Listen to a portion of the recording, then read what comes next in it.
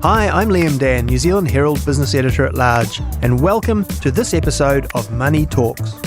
This is a podcast about money, but we're not going to tell you how to get rich, and we're not going to try and pick the next interest rate move. In this series, I'll be talking to interesting New Zealanders about how money has shaped their lives and what they've learned over the years. For today's podcast, I'm joined by Dr. Oliver Hartwich, economist and CEO of the independent public policy think tank, the New Zealand Initiative. Kia ora, Oliver. Welcome to Money Talks. Great to be with you, Liam. Hey, look, just regular business news readers will know your name well and the initiative and its work. But can you just describe a little bit, what is a think tank exactly and how do you see its role? Okay, so as you said, we are a think tank. We are also a business membership organization. But we work predominantly as a think tank, and that means we are thinking about the big issues affecting New Zealand. We are trying to make New Zealand a better country for all its people, and we're trying to do that through policy research. So we're looking into issues ranging from education to housing to social policy, transport, local government, anything that we think needs to be fixed and could be better because we want to create a better future for this country. Sure, and economics kind of goes to the heart of that, a lot of it? A lot of it is economics, but not all. Yeah. So in our team, we're quite diverse, actually. We've got a psychologist, we have someone from a classics background, so we have quite a range of different specialities in our team. Sure, and what would you say to people who are inevitably, particularly on the left, they would say, right-wing think tank? What do you say when you hear yourself described that way? I would say evidence-based think tank because we do our research and we do our job well. And you can look at our research on our website and you can see that all our research is extremely well documented, well researched by people who really know what they're doing. And you kind of, I guess you'd say, quite focused case by case on what the the right prescription or policy is for different aspects of the economy and social life. And of course, when you're doing research into fiscal policy, that differs from monetary policy, and it certainly differs from what we're doing in education. Yeah, sure. Okay, look, we'll come back to a bit of that and with some questions later on, but I want to go right back because people might have already guessed from your accent. Really? I'm trying to hide it so well.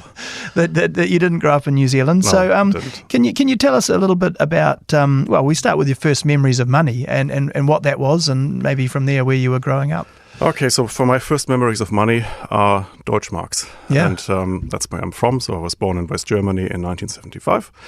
And so I grew up with the German mark. So if you're asking me about my first memories of money, it is that currency that no longer exists. And that's the money with which I grew up, and we had marks, we had pfennigs, and Germany, of course, has a very complicated history with money because we can probably talk about this later, but there were quite a few instances of hyperinflation before my time, but they have certainly shaped how Germans still feel about money until this day. Sure, but you're growing up in the you're growing up in the late 70s and childhood in the 80s.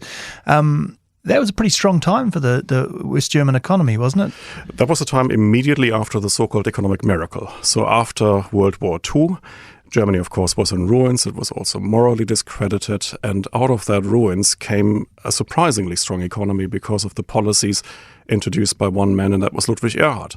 So Erhard was the economics minister, first under Chancellor Konrad Adenauer, and he later became Chancellor himself. And Erhard started something that he called the social market economy. It is an economy that was basically free, and Erhard argued it was an economy that was inherently social because it produced prosperity for all. And that was his big slogan, prosperity for all people after the war. And that worked really well. And after about 20 years under that prescription, Germany actually overtook Britain in GDP per capita for the first time ever. So that really worked well. And so when I grew up, that was really the period straight after that economic miracle. So it was a time when West Germany at least had enormous amounts of prosperity. Yeah. I mean, did you feel that growing up, that sense of, economic prosperity around you, I guess? Yes, I did. Although I should probably qualify that a bit. The region where I'm from is actually Germany's version of Liverpool. Right. So it is a region that was built on coal and steel. But that region had been in crisis since the late 1950s because German coal became uncompetitive. And so it was an area that was always struggling when I grew up with its predominant sectors.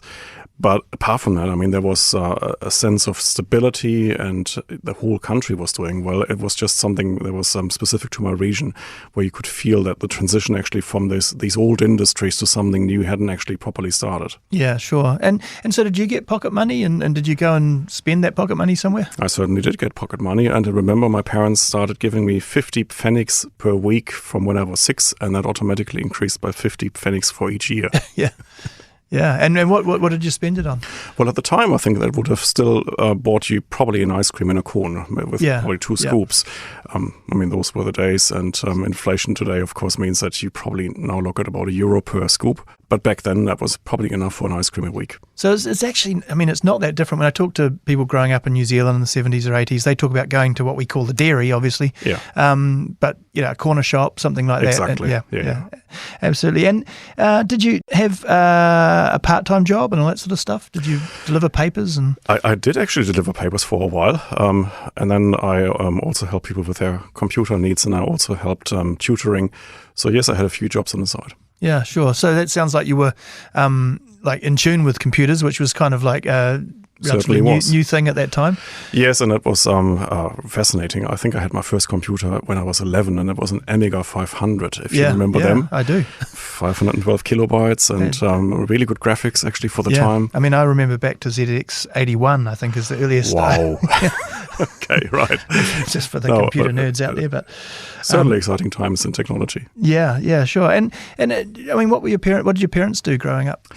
Well, my dad worked as a policeman, and my mum was a housewife from the time I was born. And so I would say it was a typical kind of German middle-class household family, in a pretty working-class area. Yeah.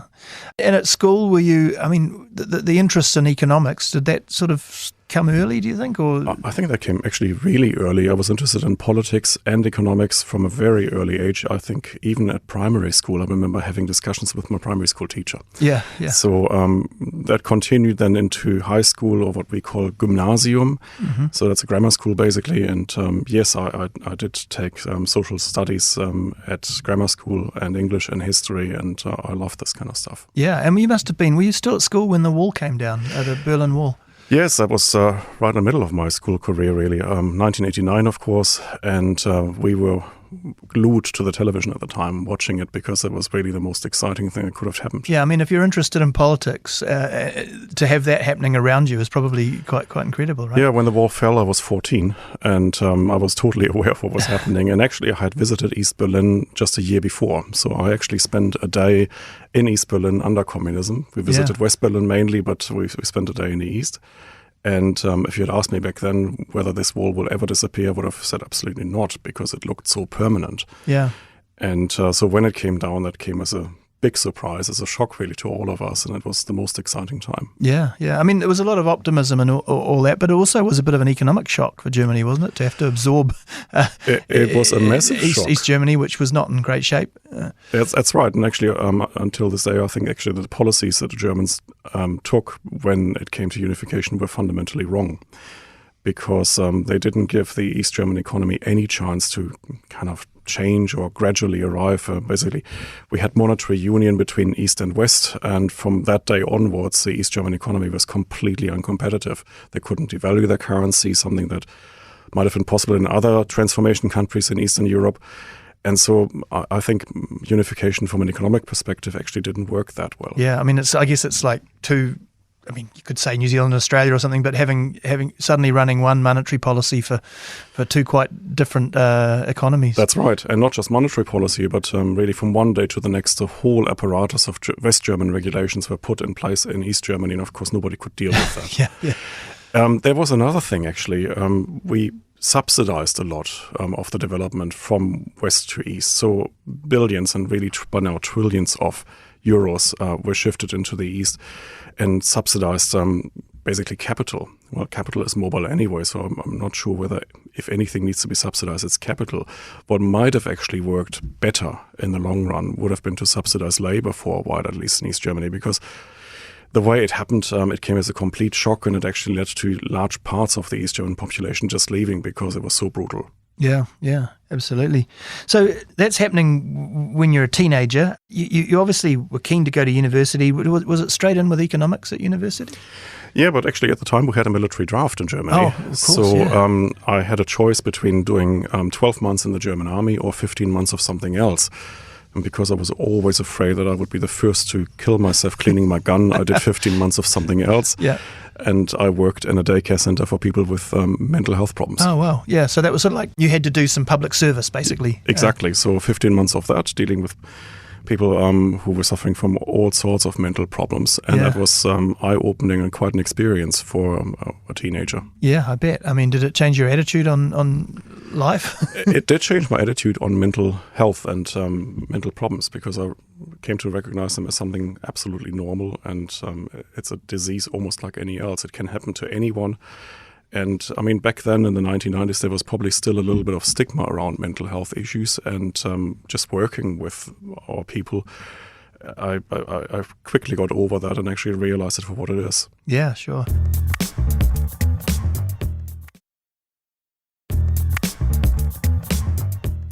So you've got a PhD, you're a doctor of economics? No. No, so it's not economics. It's not economics. I got a doctorate in law. Oh, okay.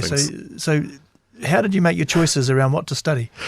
Well, economics was what I always found fascinating and what I was interested in at school. And so for me, it was quite a natural choice to go to university and study economics. But actually, the university I chose had a combined degree. So you did economics and business administration together all the way up to the master's degree, which at the time in Germany we called a diploma. Mm-hmm. And I did marketing in my business studies, and I did public finance and public choice on the economics side. And towards the end of my studies, I was nevertheless quite disillusioned with economics as a discipline, and I wanted to do something else. And we had a very good law teacher at the time, and I took some voluntary law classes. And so after the master's thesis, I thought, well, actually, this might be something for a PhD, right on the border of economics and law. And I thought, well, I'll give it a go. And then I tried to figure out where I should do that. And I found, to my great surprise, that our law faculty at Bochum University opened the PhD program to non-lawyers. So I applied. And I said, well, I would like to do something that is a law thesis, but with a lot of economics in it. Would you like to take me on? And so they did. And so in the end, I got a law PhD, but I've got no law undergraduate bar exams. So you're not going to stand in a court and try and... I couldn't. I lack the proper qualifications for that. So what was the topic of the PhD, the thesis? The topic of the PhD was actually a critique of German unfair competition law. It sounds a bit abstract, perhaps, but it's basically the regulation of advertising. Yeah, I've had done a few internships with companies and was always puzzled, actually, by how complicated advertising law was in Germany. I mean, just to give you an example, you could not legally offer your customers a cup of coffee, because then some lawyers would argue that you're putting a psychological pressure, compulsion really, to buy on your customers. And so just because you gave them a cup of coffee, they felt really grateful now that they had to buy the whole kitchen from you. Right, yeah. And so absurd regulations like that actually drove me into my PhD thesis. And I wanted to critique that. And I did it from a legal history point of view, where I went through 200 years of German legal history trying to figure out where all of this came from. And I found it had a lot to do with Nazi law. And then I compared this with the experience of Australia. So I spent a year in Australia comparing with the Trade Practices Act. And my conclusion was actually the Australians do it a lot better than the Germans. There's much to learn. And then I finally did a law and economics chapter, just comparing how unfair competition law could be done from a liberal economic point of view, from an Austrian school point of view, and how legal systems actually deal with it in practice, and whether this is in any way efficient. And just to conclude this, I had an example where I drew all of these perspectives together and looked at comparative advertising, because it's really fascinating there. Yeah. So that was your first time this part. I mean, you went to Australia, so obviously, just looking for how you ended up with this connection to this part of the world. Did you stay in Australia long? Yeah, my connection with this part of the world is actually my wife. Right. So what I haven't mentioned is, of course, that the real background to my PhD thesis was the desire to spend some time with her. Yeah. Because we started off as pen friends when we were, she was 15, I was 16. We started writing. We had a pen friendship for 8 years. This is one of those classic. I Yes, sort of had one, old classic. school. You Yes, signed yes. up and you found a pen friend. Yes, and there was no internet, and we Yeah. didn't telephone because it was ridiculously expensive back then. It was all before the liberalization of the telcos. And so we wrote letters the old-fashioned way. And so whatever I wrote, it would take about a couple of weeks until I got an answer from Australia and vice versa. Wow. And we did this for 8 years. And then we met on my first trip to Australia, a holiday. And I thought, okay, now I need a really good excuse to spend more time Yeah, with her. So why not actually include an Australian chapter into my PhD? Fantastic. Yeah. And so obviously you got married. Yes. Yeah. And well, I mean, from there, did you stay in Australia? Because I noticed on your CV, you spent some time in London, including the House of Lords, which looked interesting. Yeah, that follows straight from that story, because after I finished a PhD, we said, okay, it's now time to bring our long-distance relationship to a close and move together, and London was a compromise. Yeah. So for me, it was relatively easy because it was before Brexit, and you didn't need a visa at the time as a German to live in London. That's all changed, of course. Yeah. For an Australian, it was relatively straightforward. You got the visa program. Exactly. And, And so we decided to meet in London, and we got married in London so we could actually stay a bit longer.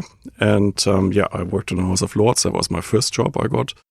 And then afterwards, I got a job with a think tank called Policy Exchange, which turned out to be David Cameron's.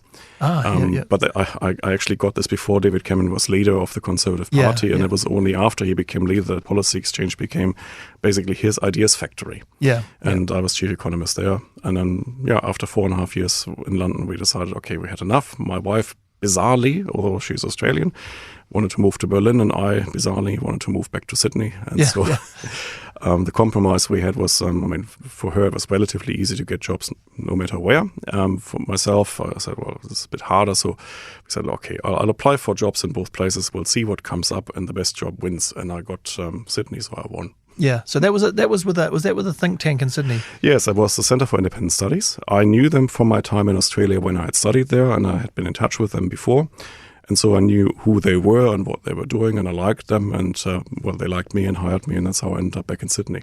Okay, so a bit to round off this bit. How do you end up in New Zealand? From there. Yeah. So what happened was actually that I met a few New Zealanders while I was working in Australia. We had conferences, and they often came over, and so they knew me. And when it came to the formation of the New Zealand Initiative, they had heard of me, they had met me before.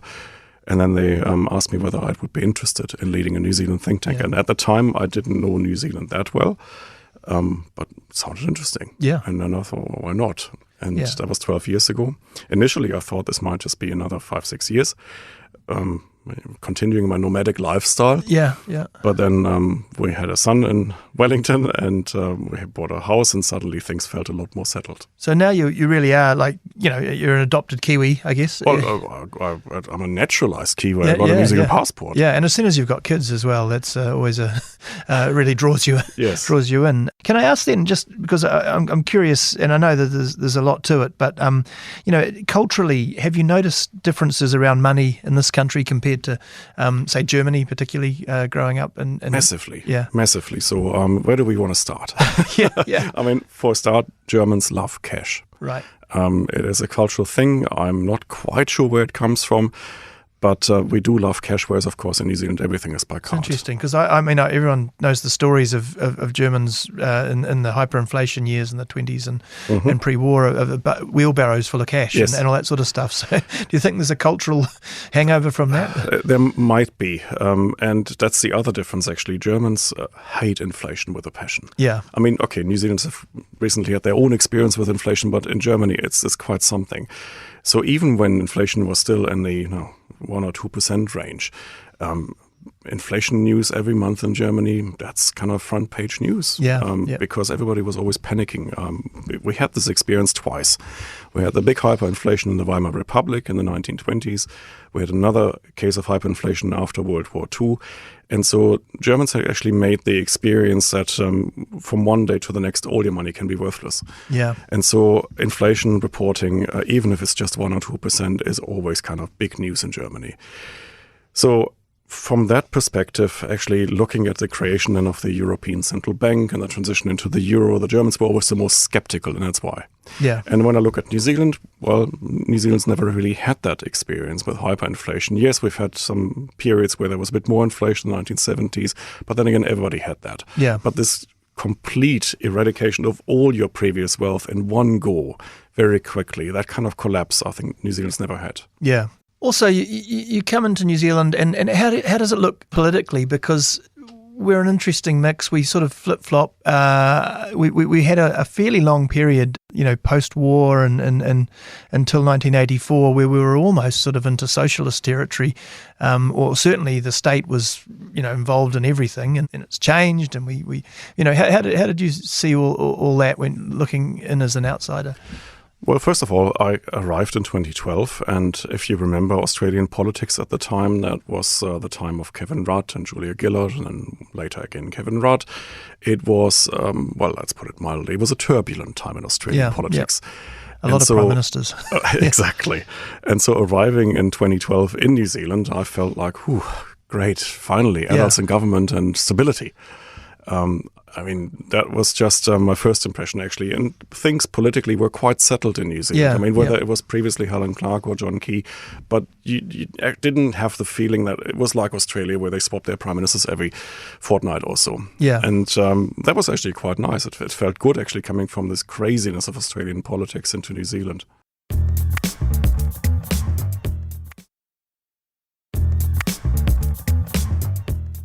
We'll come back to a little bit more of those big questions, but I do want to get through some of our quick-fire questions just to go back on some of your experiences with money over the years. Can I ask, one of the ones we love here is what's the poorest you've ever been?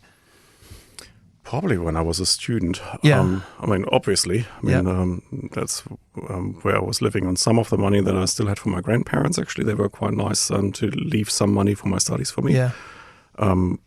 Yes, I had a job at university as well, but it was not a luxurious life, I would say. And flip side of that is what would be the when you first got a proper job, like a decent salary, do you remember what you was there something you splashed out on, or what's the most indulgent purchase you would have gone for? Actually, I do remember such an incident, and that was actually when I did this civil service time after school at the mental health daycare center, and my first few salaries, because it wasn't much really, were invested into a video recorder.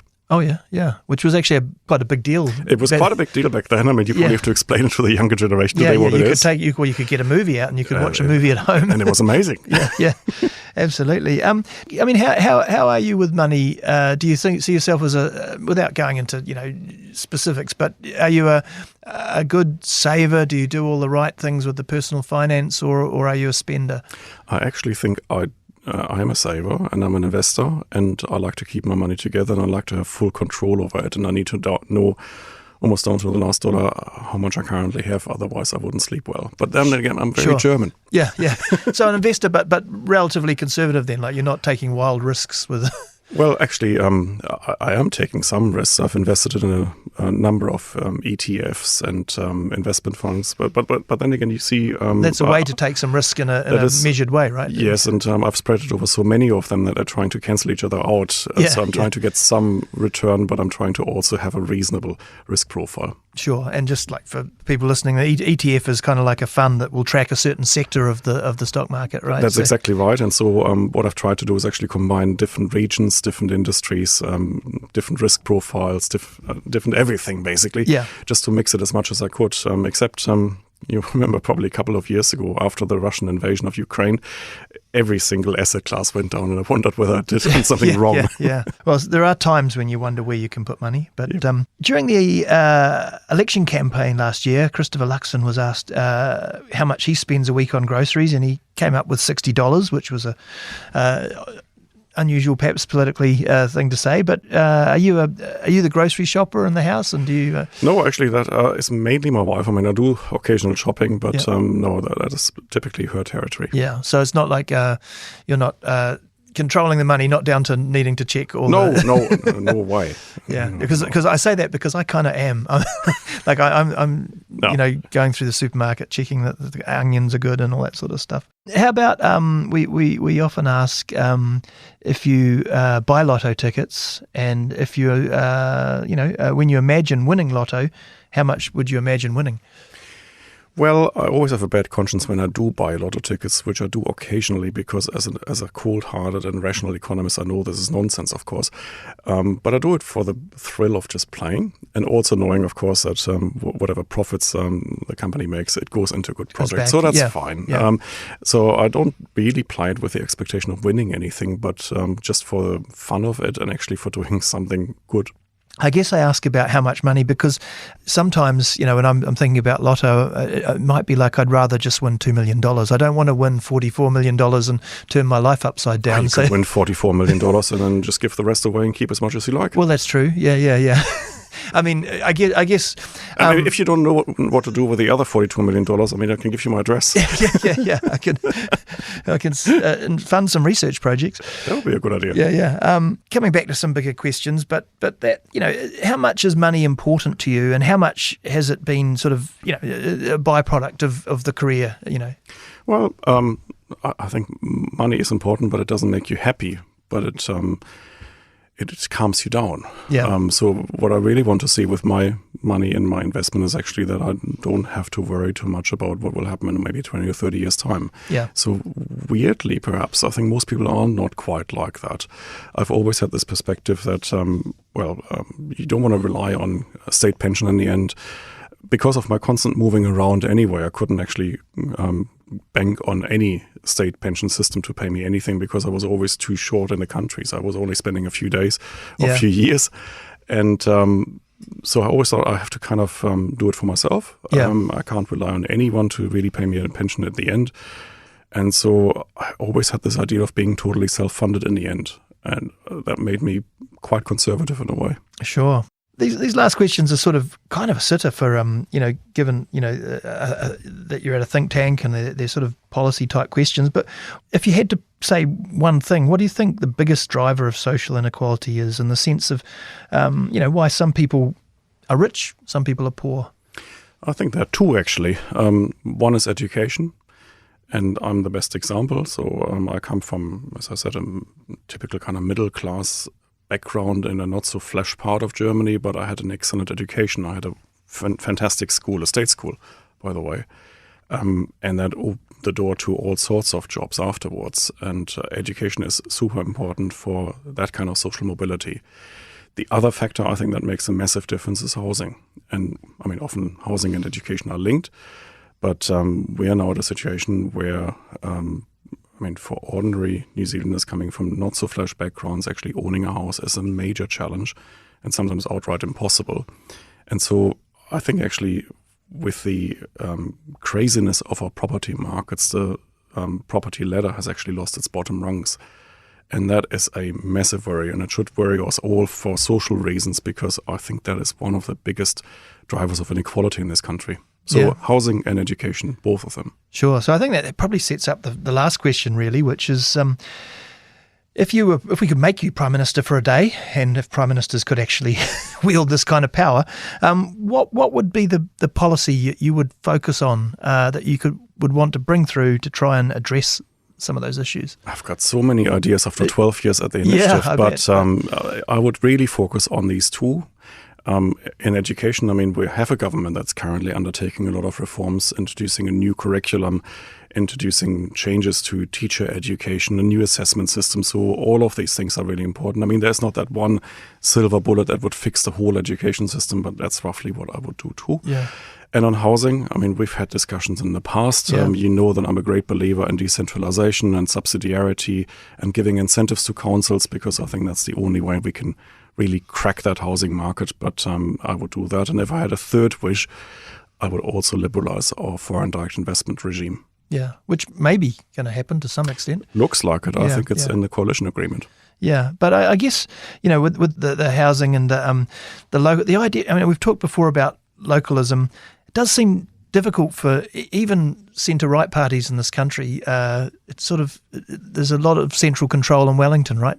Yes, and much more so than in most other countries. So we have more than 90% of our taxes and tax revenue and spending controlled by central government in Wellington. For most other developed countries, it's more like a 2/3 kind of central control. And New Zealand's been like that for a long time, although not forever. So if you go into the 19th century, you can find that New Zealand was way more decentralized than it is today. New Zealand back then looked a bit more like Germany or Switzerland today. Sure. So there is a localist tradition even in New Zealand. I think it's just something that we have to rediscover. Well, look, that is fantastic, Oliver. We're going to leave it there, but thanks for being on Money Talks. Thank you, Liam. Thanks for listening to this episode of Money Talks. If you want to get in touch, drop me a line at liam.dan@nzme.co.nz. And you can read more from me at nzherald.co.nz. Thanks to my producer, Ethan Sills, and sound engineer, Leanne McDonald. Follow Money Talks on iHeartRadio or wherever you get your podcasts, with new episodes available every Thursday.